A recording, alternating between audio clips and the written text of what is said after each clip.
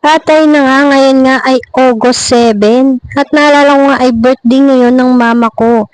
Kaya naman may naisip akong simpleng surprise para sa mama ko ngayong kaarawan niya. Kaya tara, samahan niyo ako mag-celebrate ng simpleng celebration para sa birthday ng aking mama.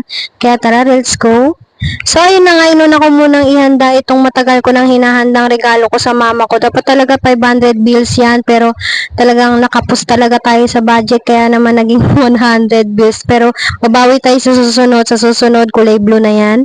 So, ayun, nilagay ko nga lang to dito sa birthday card na nabili ko pa dun sa Orange app. So, matagal ko na talagang pinipare to at pinaghandaan, kaya naman itutuloy natin kahit na maliit lang yung laman. So, hindi naman mahirap regaluhan yung mama ko kahit na konting regalo lang, ma-appreciate siya kagaya ko, parang ako, kahit maliit na bagay na appreciate. So, ayun, ito nga ang binili namin regalo ng asawa ko sa kanya. Isang taong supply ng Centrum para naman hindi siya mahirapan kapag nauubusan siya kasi sumasakit talaga yung tuhod niya kapag hindi siya nakakainom nito, kaya kailangan na kailangan talaga niya to. Ito talaga yung vitamin sa pinapati ko sa kanya para hindi na sumasakit yung tuhod niya kada maglalakad siya. Kaya naman binilan ko na siya ng 1 year supply niyan at alam kong matutuwa siya dyan at isinama ko na rin tong birthday card na may kakaunting laman. So, nung maayos ko na nga yan, ay itinabi ko muna yan dahil nga may naisip nga akong bilhin sa labas. So, nakapamalengke na rin pala ako dyan. At maya-maya nga lumabas na ako at may nakita nga akong cake dito na 129 pesos lang. Dito ko mga pala yan sa Walter Mart na bili. So, naisip ko kasi na kahit na papano, merong ma-blow si mama kahit na maliit lang, kahit na hindi malaki. So, hindi naman kailangan na bonggang-bongga talaga. Ang importante meron lang. Kaya naman ibinili ko na rin talaga siya dahil nga ito na rin yung kasya sa budget natin. So, dito ko lang siya nabili sa supermarket, sa Walter Mart. So, naayos na nga rin namin yung mga kinakailangan kong sangkap para sa lulutuin kong palabok mamaya. At ayan, may chicharon, may tinapa, may cabbage, may atsuete. At ito na rin yung mga sangkap ko para sa maha ko. Mamaya binili ko na rin siya kanina. So, ayun, tinanghali nga ako ng gising dyan dahil nga ang sakit ng ulo ko, hindi talaga ako makatulog kagabi pa. At nakalimutan nga namin isok itong pansit ng palabok kagabi. Dapat pala kagabi pa lang nasok na yan, pero okay lang yan dahil nga mas mabilis nga yan maluto kung papakuluan nga natin. Kaya naman, pinakuluan ko muna to bago ako nag-start na magluto ng sauce ng palabok. At habang pinapakuluan ko yan, ito na nga yung palabok natin, malapit na siyang maluto. So, na-upload ko na nga pala to sa Reels. Kaya may palabok almost na nakalagay.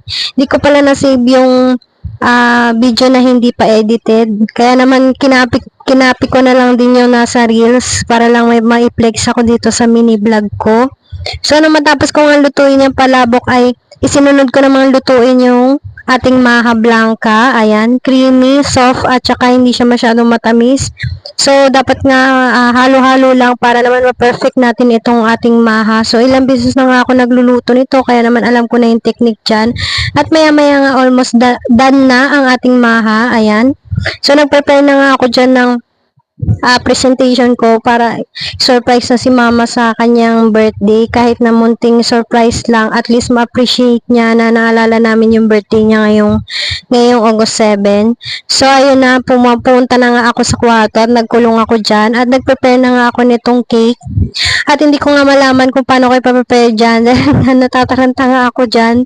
Natunaw na talaga yung cake dyan dahil nga tinago ko nga yan dito sa kwarto at nalaglag pa nga yung cellphone ko dyan at hindi ko nga ma-set up ng maayos dahil nga nagmamadali nga tayo at natataranta talaga ako dyan. At maya-maya nga ay inayos ko na nga at ito na nga yung final touch ng pag-prepare natin ng cake ni mama dahil nga surprise nga natin siya kahit na simple lang, at least maparamdam mo talaga yung pagmamahal mo sa mama mo. So ayun, natunaw na nga talaga yung cake dyan dahil para siyang ice cream cake style siya, pero napakasarap talaga ng cake na yan, hindi nakakasawa, kaya favorite din yan ng asawa ko. Kaya naman nilagay ko na nga muna sa gilid at inayos ko nga yung box sa pagpapatungan niya.